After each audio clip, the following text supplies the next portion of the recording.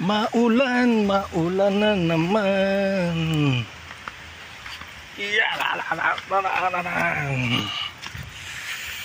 Yun. At tayo ay galing sa school. Magandang morning. Ay magandang magawa dito. Yan ang ating ilog. At makulimlim na naman. Pumapatak-patak na naman ang ulan. Ang ulan. Hihiu. Ito ang ating ilog. Ang ating ilog. Yan. So yun mga guys, magandang morning ulit. So iwan ko lang kung anong magagawa natin. Siguro mag-utay-utay na ako magbungkal ng lupa. Kaso ang problema ay umuulan.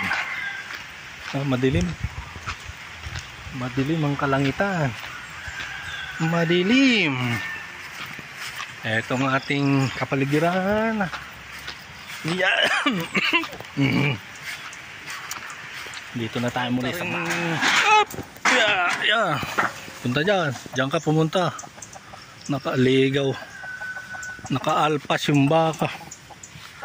Ayun. Okay, diyan ka na. What's up? Muli. Nakahanap na ako ng spot dito na medyo may araw. Dito ko susubukang ikuan. Dito ako magbubungkal-bungkal. Magbubungkal-bungkal. At ito ang ating armas. Asarol. Alam ganin nyo ang asarol. Aray, asarol ang tawag namin din. Dahil ako ay mag-aasarol. Saan kaya maganda makapag-asarol ng puro bermuda din. May bermuda. Oops, ako'y naghahanap ng bakal. Ako'y gagawa ng pangkalawit kasi itong ilog na to, yan nung umulan yung mga basura na iba dito nag-stackan. So ang gagawin ko ngayon, yan, tanggalin ko yung mga basura na yan. Mga nasa puno ng balete. So ako'y hahanap ng may bakal pa pala ito, may square. Sayang ito pagka ako na gagawan ko ng kulungan yung aso para hindi siya lagi nababasa ng ulan gagawan ko ng kulungan yan na maayos. Kaso sa susunod kong balik at ngayon ay maulan at wala akong mapwestuhan dito kung saan ko pwedeng gawin dahil kailangan i-welding tapos maya uulan ay delikado kailangan ng kuryente. Wala ko lang mapwestuhan dito. Kung mayroon akong pwestuhan dito tama to. Yan ang mga next nating project mga guys. So ako patuloy yung paghahanap ng bakal o yung pangkalawit. Ayun, nakakita na ako ng medyo maiksi-iksi at ating babaluktutin.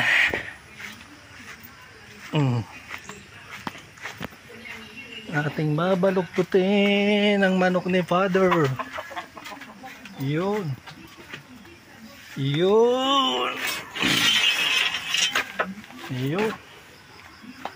Pwede na to. Ito siguro yung mga bakal na ginamit ko. At ito naman ay ating babaluktutin ang dulo para tayo makapangkalawit. So baluktutin ko muna to mga guys. So, ito na guys, baluktod natin pero para maiksi pero okay na, para lang makuha natin to, maabot natin yung mga dapat abutin. So linis-linis tayo ng basura dito sa tabing ilog at sayang itong ilog na ito kung ito hindi tinatapunan ng basura yung iba, pero kami hindi nagtatapon dito ng basura. May basurahan talaga kami rito. May pasadya kami na hukay nandun sa likod ng bahay. Hukay talaga yun, lahat ng basura ay nakasako tapos amin yung uhulog ron. Sana naman ay yung mga tao na kuwan ay maging maingat din sa kalikasan para maganda tong ilog na ito pagka ito yung buhay. So let's G na tayo. Yan si Doggy. Bago tayo maglinis-linis dito sa puno ng balete, tayo po muna ay magtatabi-tabi po tabi-tabi po kung sino man yung mga nakatira rito na hindi nating nakikita ang mga nilalang, tatanggalan ko lang po ito ng mga sagbot-sagbot ang inyong puno ng balite para po maging malinis tingnan.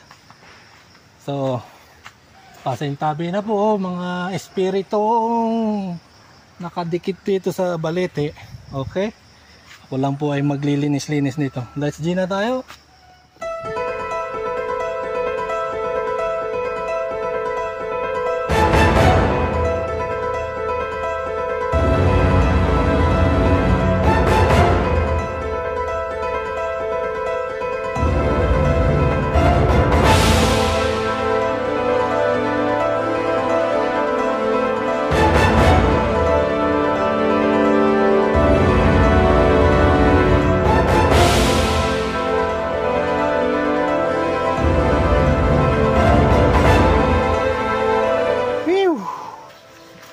So ito mga guys, ayan.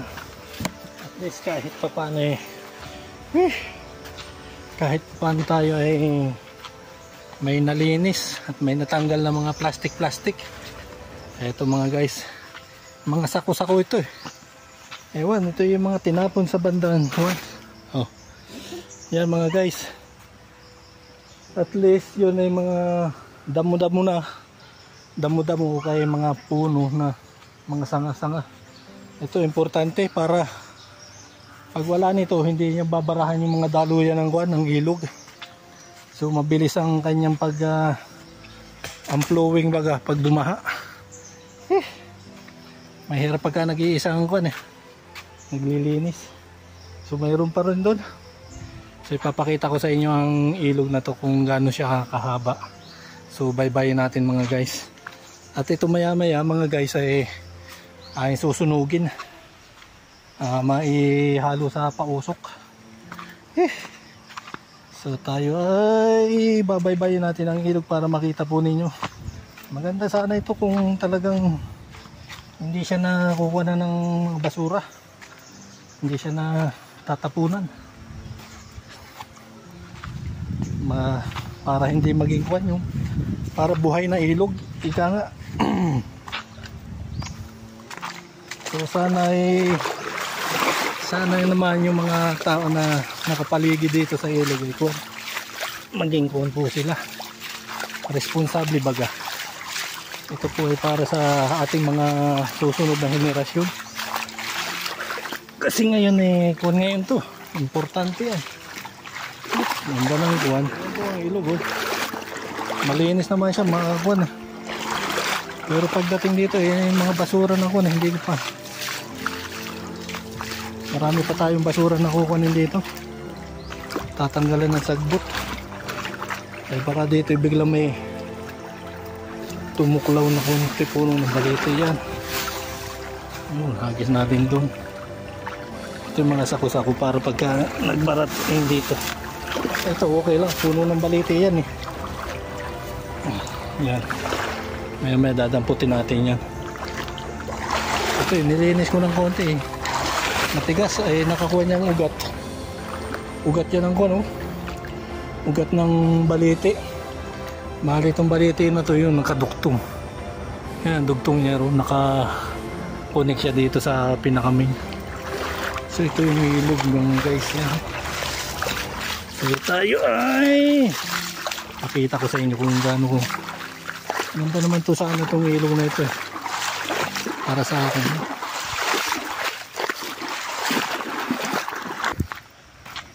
Yan, baka may mga hito-hito pa rito. Ito mga guys, pagka malakas ang ulan, talagang abot dyan. Yan, abot dyan ng tubig sa taas. Dati-rati dito may naglalaba pa ginagawa nila itong panglaba. Yan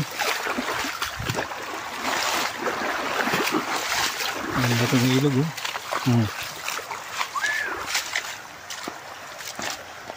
pwede na sa tanghali medyo malalim-lalim dito mga hanggang pwede dito magbabad-babad.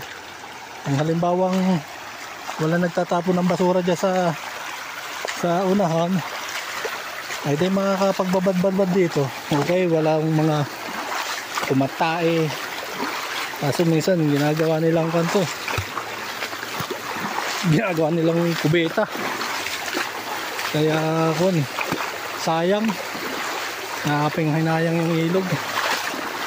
Oh, pati kalabaw ayaw na rin lumusong dito kasi nadudumihan sila. Ayan. So itong ibabaw na to ay lupa pa rin ni na father. Tumba pala yung puno rin ng niyog. Masarap din magbabad-babad dito. Parang may pulse. Hanggang tuhod eh. Malalim pala. Matas tuhod. Kalabaw oh. Maliligo. dito yan. Yan, bahay ni Nagari. Bahay ni Nagari dyan, pwede. Ito ay tataniman na mais. Ayan, flowing yung ilog eh. Ganda sana rito. Kaya kalabaw.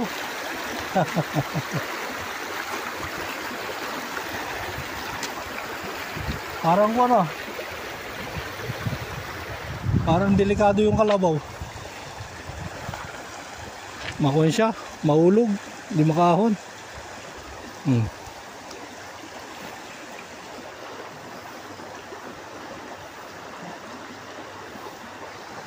Kukunin yung kalabaw. So ayan guys, yan. So ang ilog na ito hanggang doon pa yan. May tinatawag na dam dito eh, dam. Yan, doon pa yan. Ito eh, yung iba dito may nakatira na kon. May mga bahayan dito. Ginaw naman tubig eh.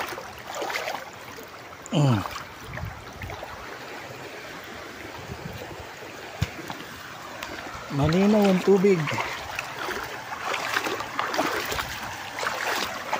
Hindi tayo makaakyat doon. So tayo ay babaybay na lang dito.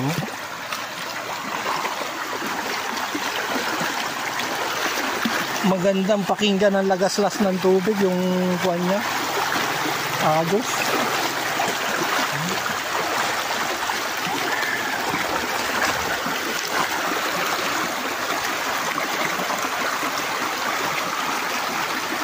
Ang ganda niyan.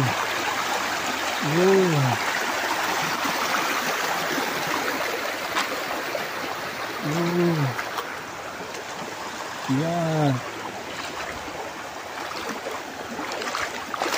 Nung bata kami, dumadayo pa kami ng paliligo sa ilog para lang po.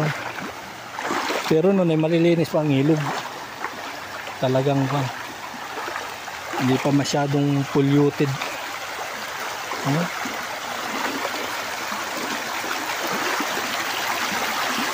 Sa ilog, ang mundo'y tahimik.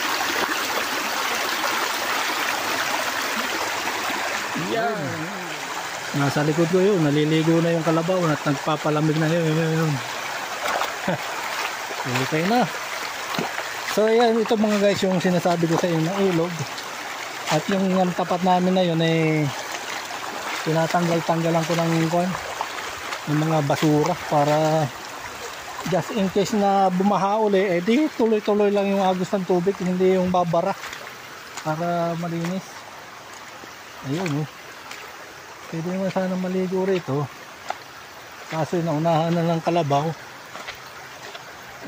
Pagka umihi yung kalabaw, dis ayan.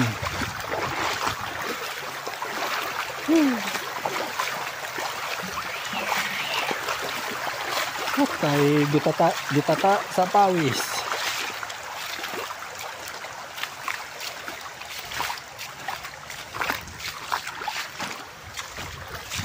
Yun.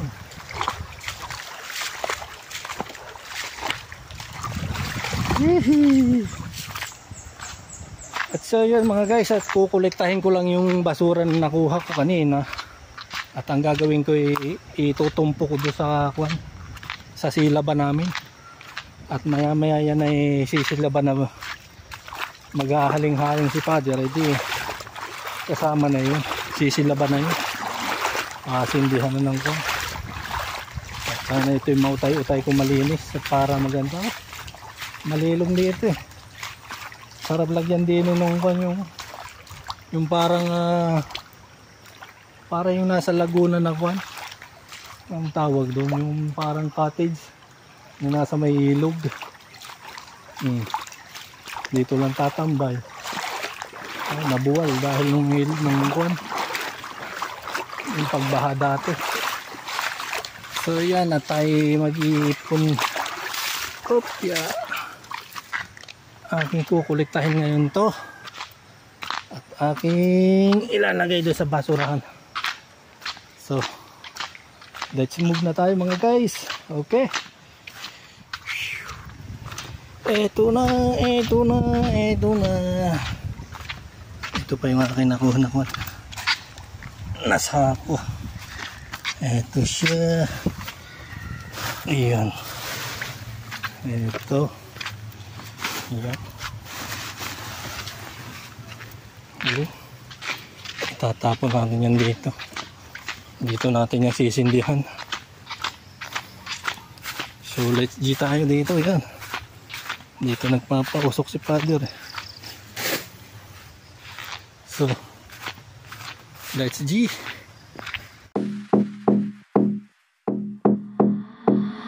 I'm wearing Fendi, money spending, all I wanna do is flex. At so yun mga guys, at naitumpo ko na po rito. Yan.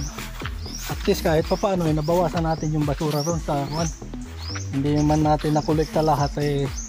At least itong malalaki na ayan o. At least kahit pa paano eh maganda na yung daloy niya siguro pagka bumaha. Para hindi na po maapektuhan itong mga puno, hindi po bumagsak.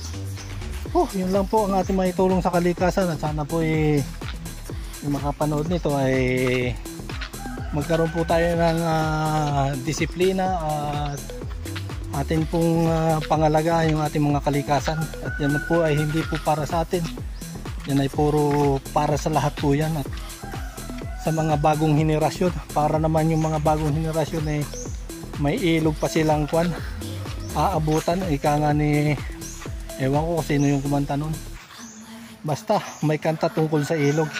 So hanggang dito na lang mga guys itong ating simple vlog sa araw na ito. At magandang umaga po muli. At yun, tuloy ang bangi kahit basa ang bunot. Bye bye, see you.